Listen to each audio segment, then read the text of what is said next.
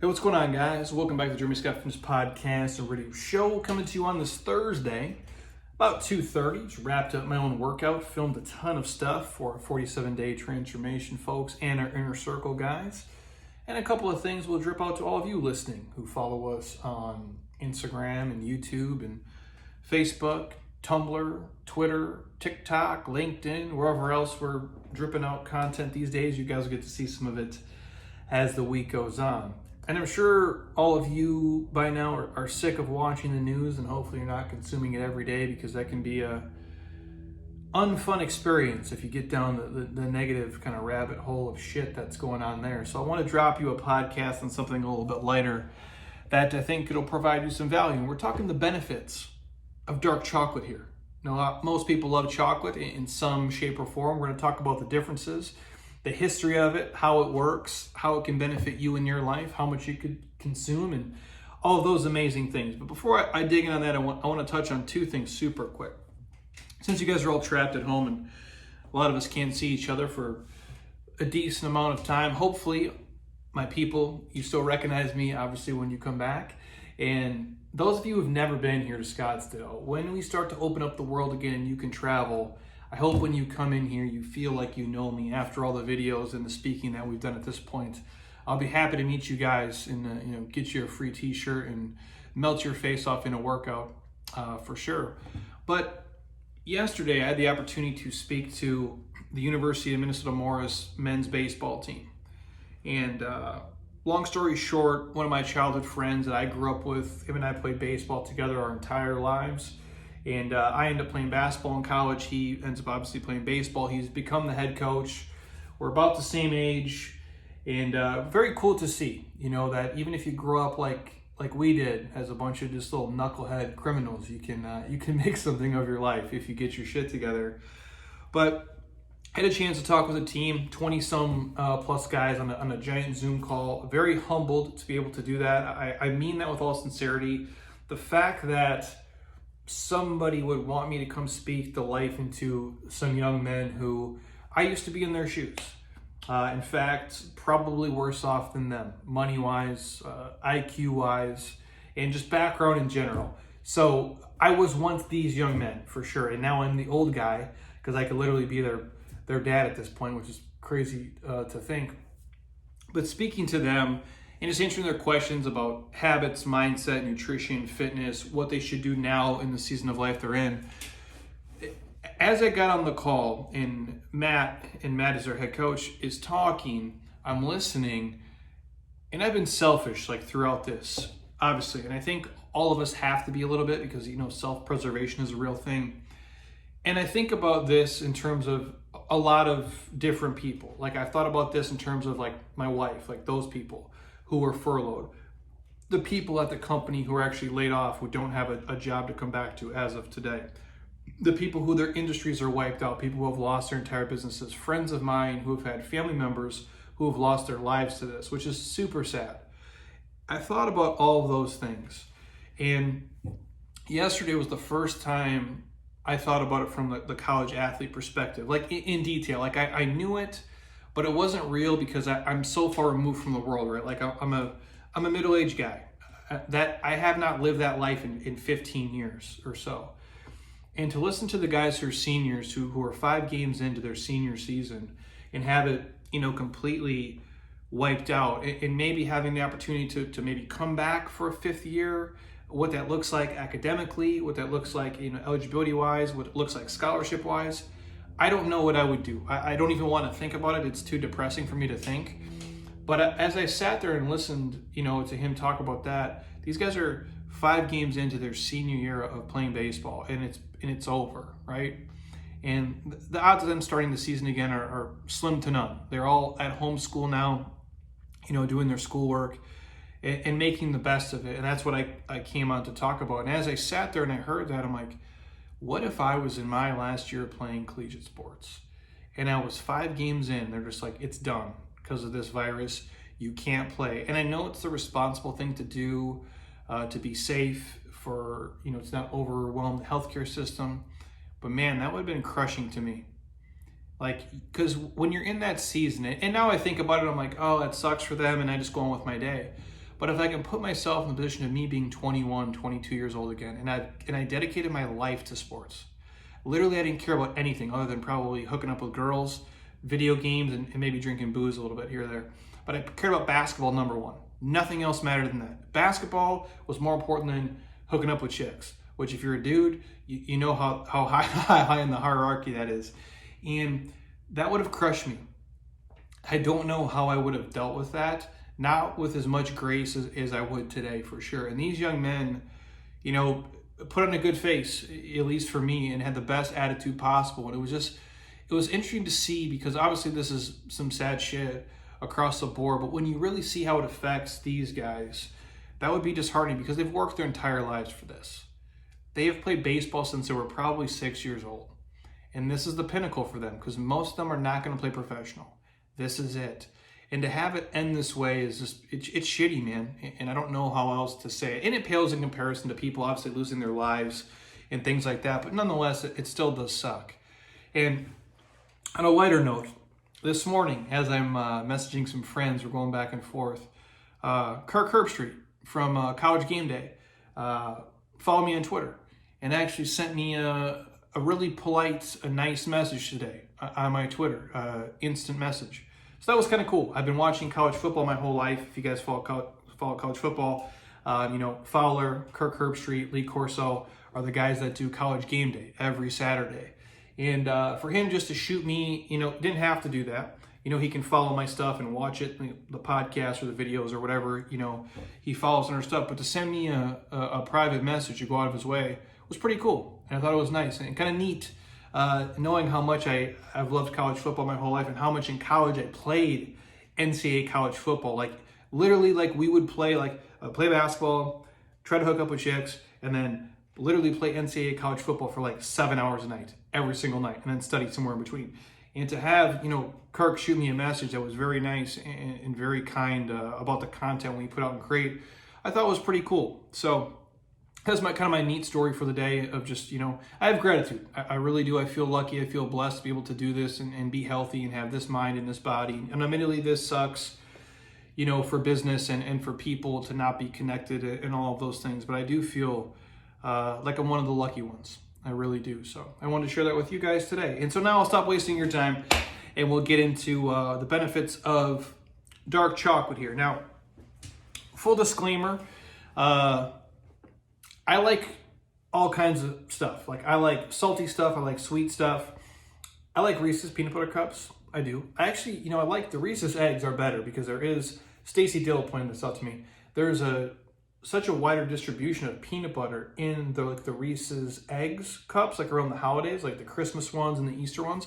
They put so much more peanut butter in those than the normal Reese's peanut butter cups. Maybe that's why I like them more. And also, what I found about a year ago, they make these giant Reese's peanut butter cups, and they put Reese's Pieces inside the Reese's giant cups.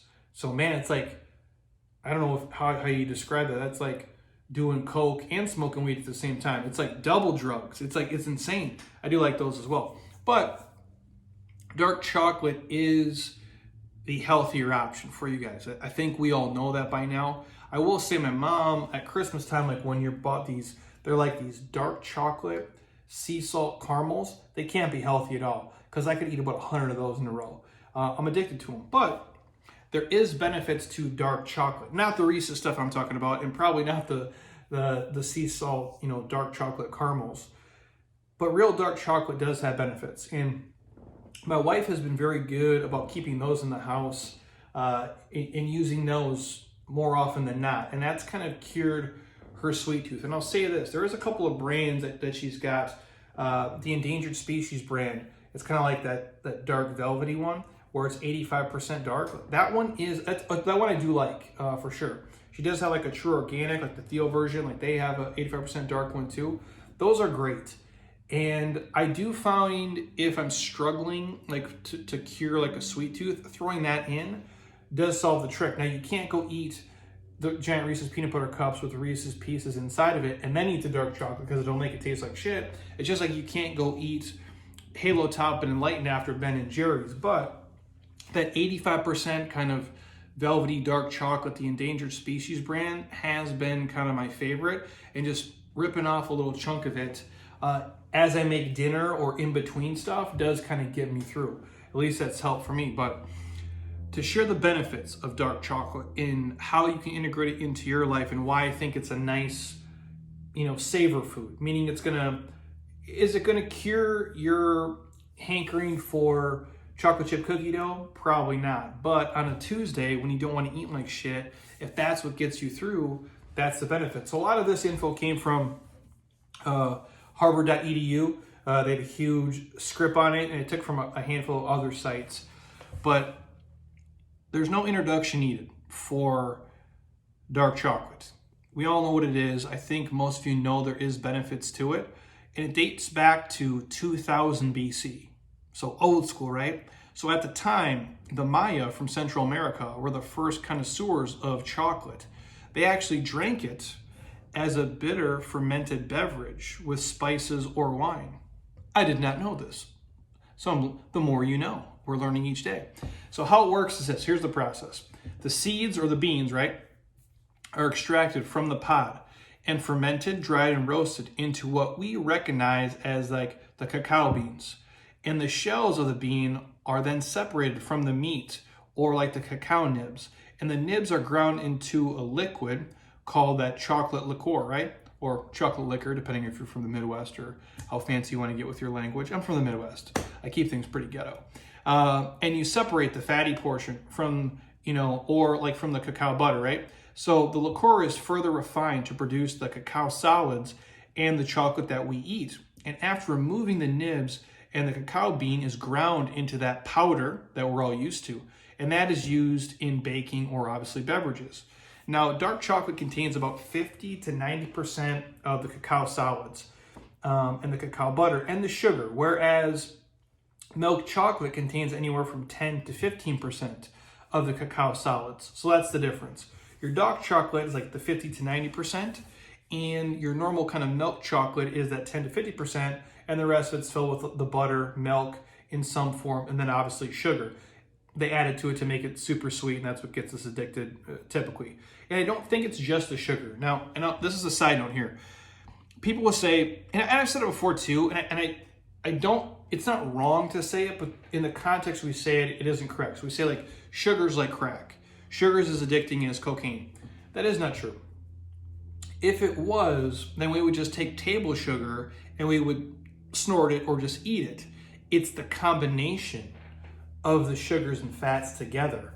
That's what becomes super addicting, right? Now, things are addictive, like Sour Patch Kids, I guess, if you like them. But when we say it's highly addictive, like cookies, like chocolate chip cookies are like crack, it's not just the sugar in it.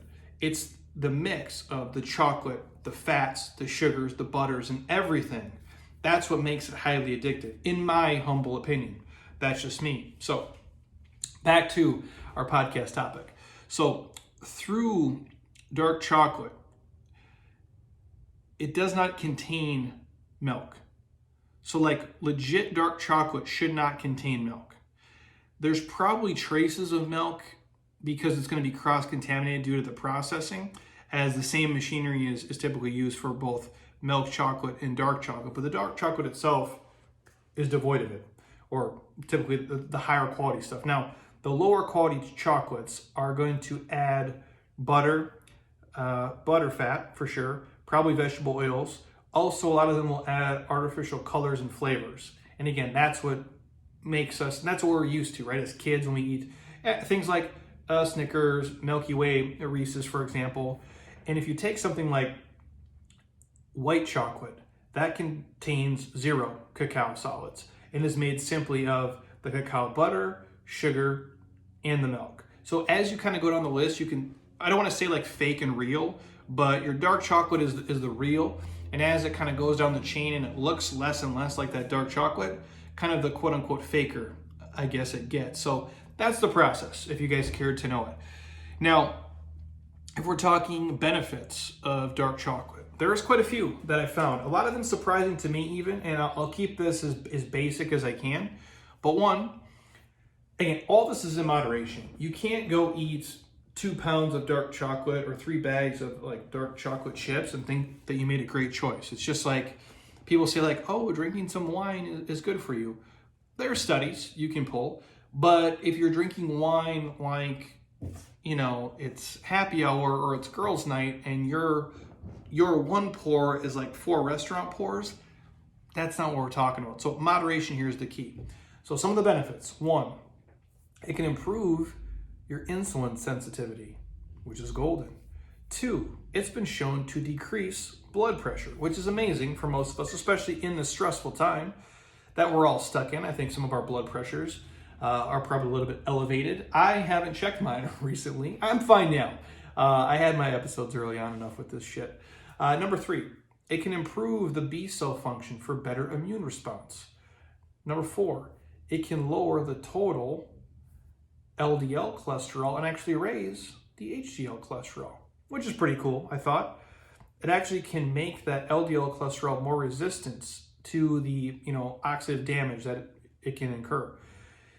It also can induce coronary vasodilation, which reduces the pressure in the arteries.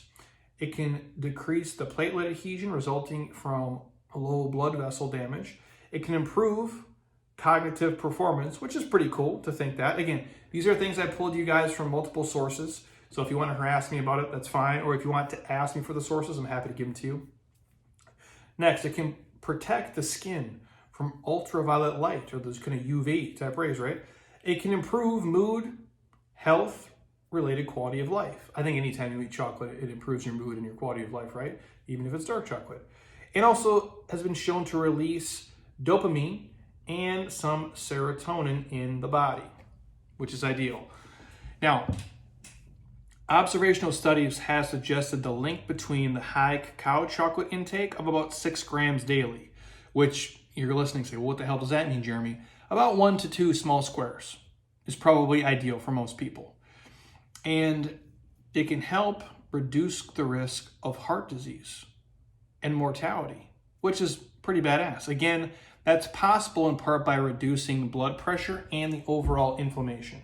So when you guys are doing your daily kind of dark chocolate intake, 1 to 2 squares, depending on the brand you're buying, is probably ideal, or about 6 total grams, because it can reduce your risk of heart disease, which crushes thousands and thousands of people in America, and again, which is going to cut down your mortality rate by actually helping reduce the blood pressure and inflammation in the body. Now, quick side note about inflammation. We're talking like the chronic shitty inflammation that kills you. The body has to have some inflammation to help us fight disease. If we had 0 inflammation in the body, I believe every virus and disease would attack us and we'd die.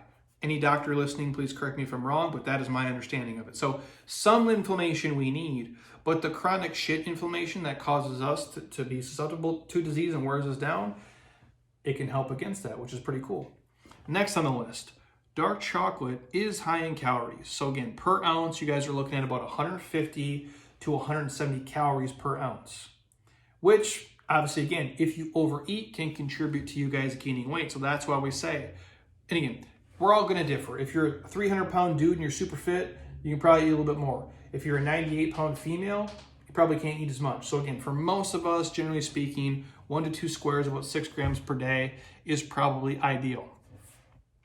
So again, things like, chocolate, just like nuts, they can induce satiety. So for a lot of you guys, you're going to be satisfied longer. I like to add it into a meal. So if you're eating your lunch, throw a square in. If you're eating your dinner, throw a square or 2 in. I think you'll be okay. For a lot of people, choosing dark chocolate and eating, modest quantities of it, like in moderation, is going to offer a greater health benefit. Again, what is dark chocolate rich in and why would we eat it on top of that? A, because it tastes good. 2, it saves you from eating other shit, but it is rich in iron. It's rich in copper.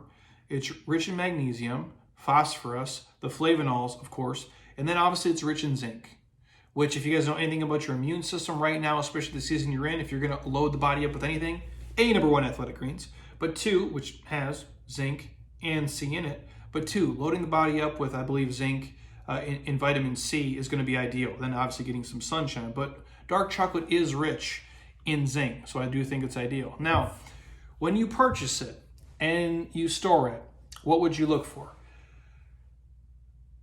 Personally, we tend to go with the 85%. Again, I do think the endangered species brand at 85% is ideal. The True Organics, kind of the Theo brand, those guys are good. There's a handful of quality brands out there. I like the organic. I like the less processed shit personally.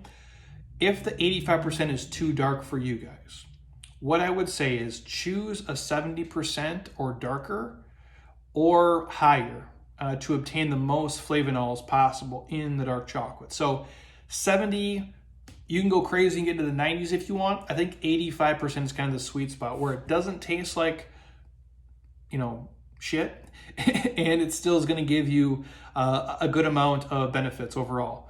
And so keep in mind, the higher percentage of the cacao solids, the greater the bitter flavor, clearly. So if you're in 70, it's going to be sweeter than the 90s. So just keep that in mind, depending on what your personal palate is or what your purpose is. If you're just trying to get it to cure the sweet tooth or if you want the most benefits possible.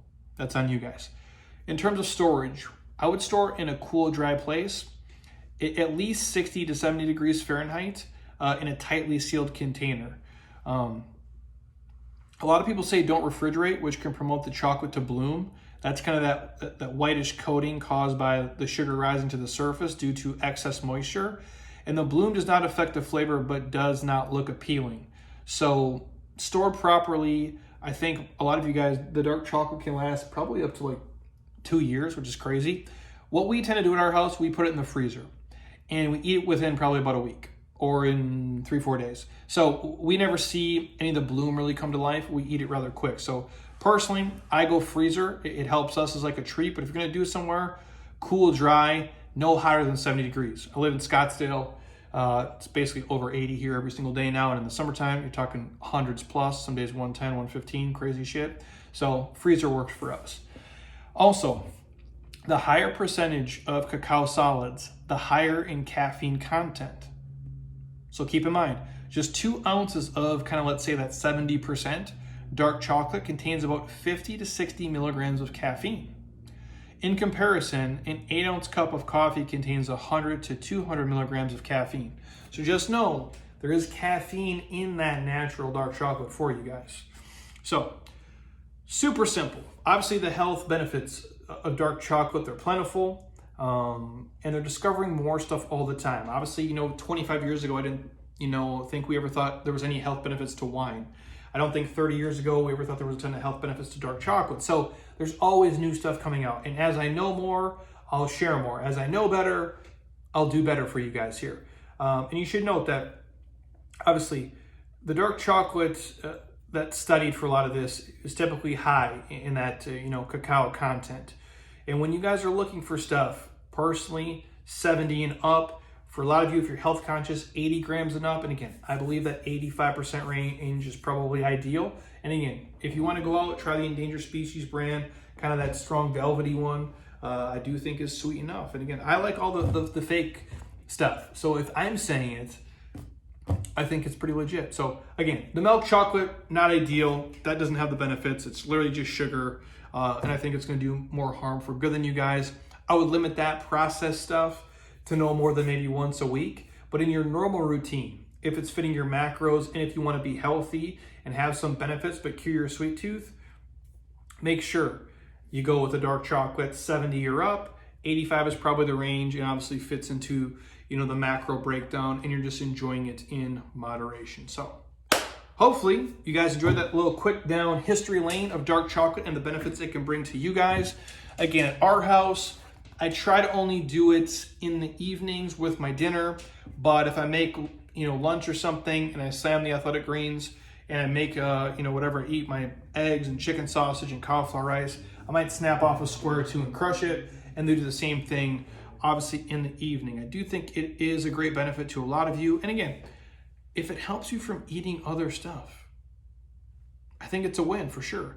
And we talk about a lot of times like, oh, well, it's this. I get people who get so crazy with their food stuff, who used to eat like complete shit. And all of a sudden now they want to be healthy. And they're tripping out about, oh, there's sugar in carrots. Or, oh, there's a high calorie count in dark chocolate. If the worst thing you're doing is having a couple of squares of dark chocolate every single day, and you're eating vegetables, and your diet is full of quality proteins and quality fats, and you're getting good sleep, and you're exercising, you guys are winning. And I mean this with all sincerity. I've never met anybody in 15 years who dark chocolate was the reason they were overweight. Dark chocolate was the reason they became fat. Dark chocolate was the reason they became unhealthy. It just wasn't. Nobody was that addicted to it. As good as it is, it ain't giant Reese's peanut butter cups with little Reese's pieces in the middle. So take that for what it is, you guys. Hopefully you enjoyed it. Anything else you want to hear on the podcast, shoot me a message, hit me up. I'm happy to record it.